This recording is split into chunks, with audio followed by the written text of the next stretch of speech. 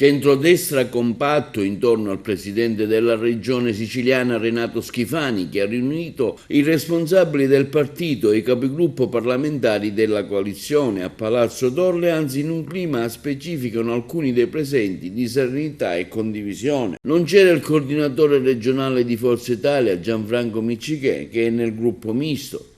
Il gruppo parlamentare di Forza Italia, a cui fa parte anche Renato Schifani, 2 giorni fa ha chiesto al leader Silvio Berlusconi il cambio di leadership nell'isola.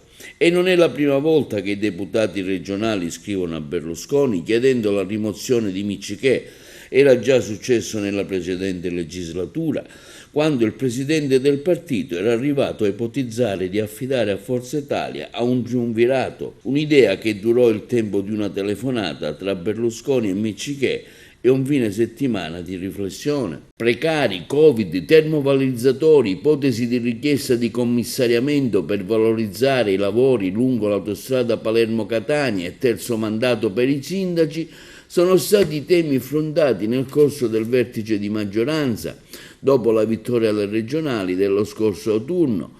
La coalizione tornerà a riunirsi nei prossimi giorni per cercare di trovare unità nella candidatura per le amministrative in quei comuni dove il confronto è ancora aperto, come ad esempio la città più importante della Sicilia insieme a Palermo, che è quella di Catania.